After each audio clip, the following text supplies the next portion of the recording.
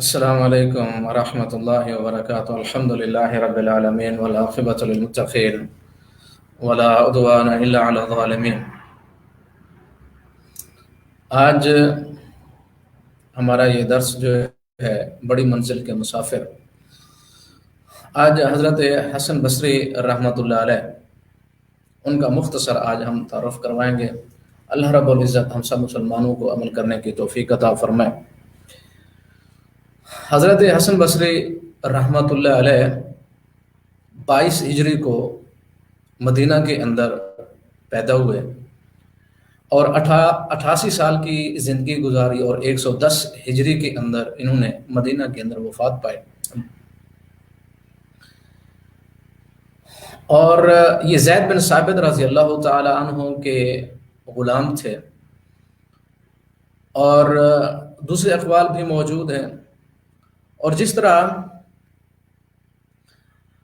حضرت حسن خود کہتے ہیں کہ کان ابی و امی لراجل من بنی نجار، کہ بنی نجار کے میرے ماں باپ جو تھے وہ غلام تھے، اور جن کے میرے ماں باپ تھے انہوں نے ایک عورت سے شادی کی اور حق مہر میں دیا، اور اس عورت نے میرے ماں باپ کو آزاد کر دیا۔ تو ایک بات میں یہاں عرض کروں گا ابتدا کے اندر کہ اسلام جو ہے ایک وہ عظیم زندگی ہے کہ جو انسان اس زندگی کی طرف آتا ہے اسلام اسے بلندیوں کی طرف لے جاتا ہے۔ یہ دیکھیں، ایک غلام گھرانہ لیکن جب اسلام کی طرف آتا ہے تو وقت کا یہ امام بنتا ہے، محدث بنتا ہے، مفسر بنتا ہے۔ دنیا کا کوئی بھی معاشرہ اور کوئی بھی مخلوق اور کوئی بھی قوم ایسی نہیں ہے کہ جن کے غلاموں نے یا کہ جس قوم نے اپنے غلاموں کو اتنا حقوق دیے ہوں کہ وہ سردار بنے ہوں اور قوم کی انہوں نے امامت کی ہو اور محدث اور مفسر اور پھر ان کو سرداری ملی ہو۔ یہ صرف اسلام کا امتیاز ہے۔ اسلام رنگ، نسل، قوم، علاقہ، وطن، ملک نہیں دیکھتا، اسلام دیکھتا ہے معیار کو، اور اسلام دیکھتا ہے کہ قابلیت اس کے اندر کتنا ہے۔ اسلام یہ دیکھتا ہے، اسلام یہ نہیں دیکھتا کہ غلام ہے کون ہے۔ لیکن حضرت حسن بصری رحمۃ اللہ علیہ وہ ایک غلام کے بیٹے تھے، اور جب ان کے پاس صبغت اللہ آیا، اللہ کا رنگ آیا، محدث بنے، فقیہ بنے، بلیغ بنے، اور فصیح اللسان بنے، زاہد بنے، فقیہ بنے، ان سے بڑا کوئی عالم نہیں تھا ان کے زمانے میں۔ تو سنیں علماء کرام جو ہیں ان کے بارے کے اندر جو ہے وہ کیا ارشاد فرماتے ہیں۔ اپنے وقت کے زاہد، عالم، فقیہ اور محدث اور مطلب یعنی زہد کے اندر، عبادت کے اندر، یعنی علم کے ہر میدان کے اندر جو ہے ان کو اللہ تعالیٰ نے ایک مقام عطا فرمایا تھا۔ محمد بن سعد کہتے ہیں حضرت حسن بصری رحمۃ اللہ علیہ ان کے بارے میں کہتے ہیں کہ وہ جامع تھے۔ کیا تھے؟ ان کے لفظ سنیں: عالماً، رفیعاً، فقیہاً، ثقتاً، حجتاً، مأموناً، عابداً، ناسکاً، کثیر العلم، فصیحاً، جمیلاً، وسیع۔ آپ دیکھیں یہ ساری کی ساری تعریفیں ایک ایسے مسلمان کی جو ایک غلام کا بیٹا ہے، لیکن اللہ اور اس کے رسول کا فرما بردار ہے۔ اور جب ایسا ہوا تو پھر اللہ تعالیٰ نے وہ عزت دی، غلام کی اولاد جو ہے وہ محدث بنا، وہ مفسر بنا، صبغت اللہ جب آیا، اللہ کا رنگ جب چڑھا، وہ قوم کا سردار بنا۔ آج دنیا حقوق مانگتی ہے، ہمارے حقوق، اسلام حقوق نہیں دیتا۔ اسلام حقوق جو ہے وہ دیکھو اس طرح دیتا ہے کہ اس دنیا میں کسی قوم نے اپنے غلاموں کے ساتھ ایسا رویہ اور ایسے حقوق نہیں دیے جو اسلام دیتا ہے۔ اسلام نہیں دیکھتا کہ علم حاصل کرنے والا وہ غلام ہے یا حق ہے، اور اسی غلام کے پاؤں میں پھر وہ بیٹھتے تھے جو سرداروں کی اولاد اور نسلیں ہوا کرتی تھی۔ علم کی شان ہے۔ پھر ابو بردہ کہتے ہیں ما رأیت احدا اشبہ باصحاب محمد صلی اللہ علیہ وسلم، وہ کہتے ہیں کہ حضرت حسن بصری ان کی جو شخصیت تھی وہ صحابہ کی بالکل مشابہ ہوتے تھے، ان سے بڑھ کر میں نے کسی کو نہیں دیکھا، یعنی کہ بالکل انہی کی طرح کی نقل۔ یہ ہے ہمارا اصل مشرق، یہ ہے وہ پاکیزہ فضا جہاں ہم نے سانس لینی ہے، یہ ہے وہ پیور چشمہ پانی کا جہاں سے ہم نے اپنے آپ کو سیراب کرنا ہے، اور یہ وہ پاکیزہ یعنی فضا ہے جہاں سے ہم نے سانس لینی ہے۔ تو ایک انسان مسلمان جو ہے اس کے اندر ایک ایسی وفا کی جو ہے وہ صفات پیدا ہوتی ہیں، وہ اللہ اور اس کے رسول کا وفادار بنتا ہے۔ کیوں ہمارے جو ہے ہماری سوچیں کیوں اتنی محدود ہو گئی کہ صرف ہمارے علاقے تک، بستی تک، ملک تک کیوں محدود رہتی؟ ہمارے بزرگ وہ ہیں کہ صحابہ، تابعین، تبع تابعین، جو خیر القرون ہیں، اور پھر جب ان کی زندگیوں پڑھتے ہیں تو عجیب ایک یعنی تعجب سے ہوتا ہے کہ ایسے انسان اللہ تعالیٰ نے اپنے پیغمبر کو دیے، اپنے رسول کو، اور اپنے پیغمبر کی حدیث کی حفاظت کے لیے۔ اور بعض لوگ جو ہیں وہ کہتے ہیں کہ قرآن میں کافی حدیث جو ہے ہمیں نہیں سننی۔ کیسے ممکن ہے کہ ایک آخری یعنی اللہ کی طرف سے ایک آخری پیغمبر اور نبی اور رسول نے آنا ہے، اور وہ اس پیغمبر نے قرآن جو ہے وہ انسانوں کو سنانا، اور اس کی زندگی، اس پیغمبر کی زندگی محفوظ نہ ہو، اس کے دن اور رات اور 24 گھنٹے کی ساری زندگی جو دنیا کا راہبر اور رہنما ہے اس کی زندگی محفوظ نہ ہو، ایک ایک لمحہ اس کا محفوظ نہ ہو؟ یہ کیسے ممکن ہے؟ محفوظ ہوگا اور ہوا، اور ہمارے پاس احادیث کی شکل میں وہ موجود ہے۔ دیکھیں حضرت انس بن مالک رضی اللہ، حضرت انس بن مالک وہ فرماتے ہیں، انس بن مالک کیا ارشاد فرماتے ہیں؟ حضرت حسن بصری ان کے علم کے بارے میں وہ سنیں، ان کے علم کے بارے میں کیا کہتے ہیں؟ فرماتے ہیں تم حضرت حسن سے سوال کرو، کیوں؟ فَإِنَّهُ حَافِظَ وَنَسِينَ۔ حالانکہ انس بن مالک وہ خود ان کے علم کے پہاڑ ہیں، کہتے وہ حفظ کرتے تھے، ہم بھول گئے۔ یہ کیا ہے؟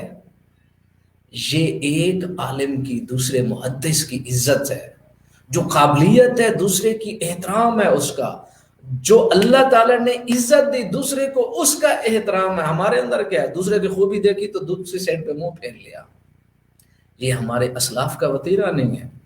مسلمان کی عزت اور شان یہ ہے، اس کی عظمت یہ ہے کہ اللہ تعالیٰ نے دوسرے کو، اگر کسی مسلمان کو اللہ نے عزت دی، اس کی عزت کرو، کیونکہ عزت دینے والی خالق، عزت دینے والی ذات اللہ تعالیٰ کی ذات ہے، انسان عزت نہیں دے سکتا۔ اچھا پھر آگے سنیں، حضرت قتادہ فرماتے ہیں کہ اللہ تعالیٰ نے تمام جملہ علوم حضرت حسن بصری کے اندر جو ہیں وہ شامل کر دیے تھے۔ وہ فرماتے ہیں کہ میں نے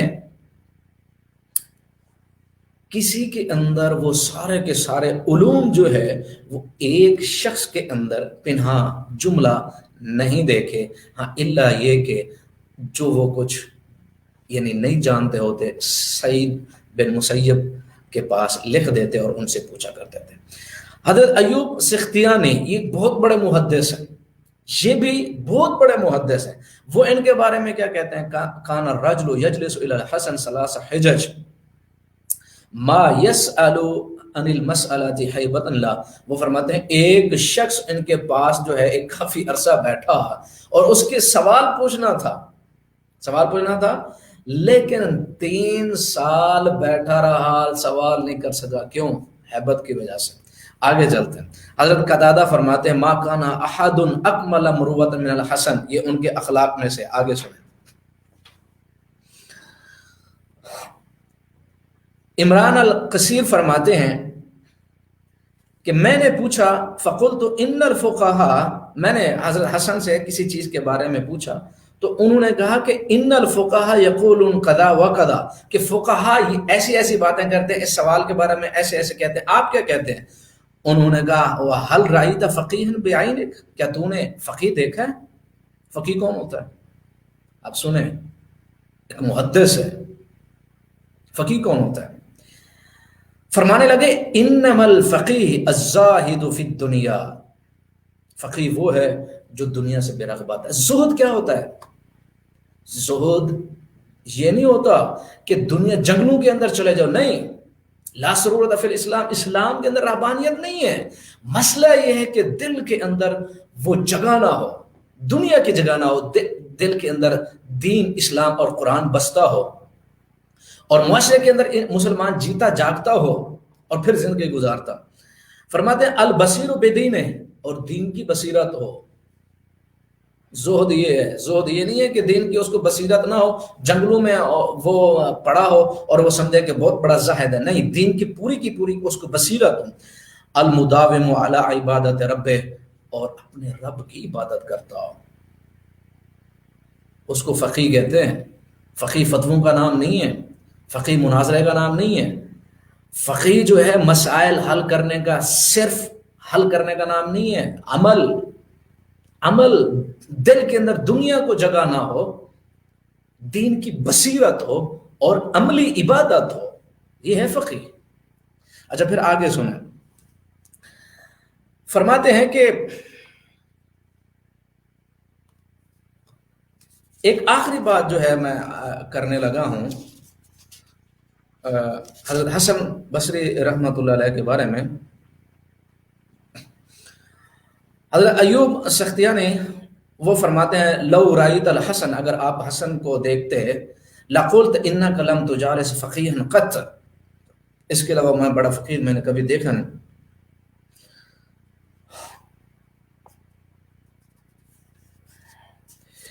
ایک آخری بات جو حضرت حسن بصری رحمۃ اللہ علیہ کے بارے میں جو مجھے کرنی ہے آپ لوگوں سے، وہ یہ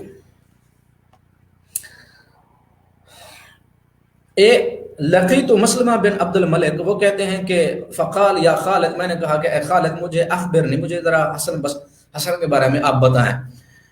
تو انہوں نے کہا ٹھیک ہے میں تجھے بتاتا ہوں، کیونکہ میں ان کا جو ہے انا جارو الی جنب، میں ان کا ہمسایہ ہوں، و جلیسو فی مجلس، میں ان کی مجلس کا بھی ہمسایہ بیٹھتا تھا ان مجلس میں، و اعلم من قبل بھی، اور جو مجھ سے پہلے ہیں ان سے بھی میں ان کو زیادہ بہتر جانتا ہوں کیونکہ میں ان کا ہمسایہ ہوں۔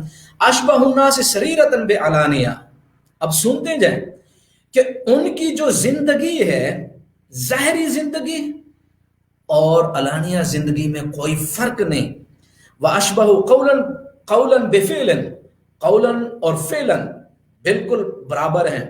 ان قاد علی امر قام بہ، وہ کوئی اگر معاملے کی کوئی بات کرتے تو اس کو کر گزرتے، وَإِن قام علی امر قاد علیہ، تو مصمم ارادہ کر لیتے کسی کام کا تو کر گزرتے، وَإِنْ أَمَرَ بِأَمْرٍ كَانَ عَامَلَ النَّاسِ بِهِ، اگر کسی کام کا حکم دیتے سب سے پہلے زیادہ اس کام کو کرنے والے ہوتے، وَإِنْ نَهَى عَنْ شَيْءٍ كَانَ أَتْرَكَ النَّاسِ لَهُ، اگر کسی کام کو کہتے کہ اس کام کو نہیں کرنا تو سب سے پہلے خود اس کام کو چھوڑتے۔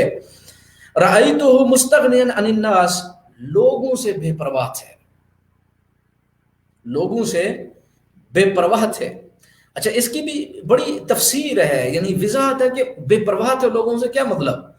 یعنی دنیا کیا کر رہی ہے، لوگ کیا کر رہے ہیں، ان کو اس چیز سے نہیں تھا کہ دنیا کیا کر رہی ہے، یہ کیا کر رہا ہے، وہ کیا کر رہا ہے، اس کی معلومات کیا ہیں، اس کی انفارمیشن کیا ہے، یہ کیوں آیا، وہ کیوں بیٹھ، مستغنی تھے۔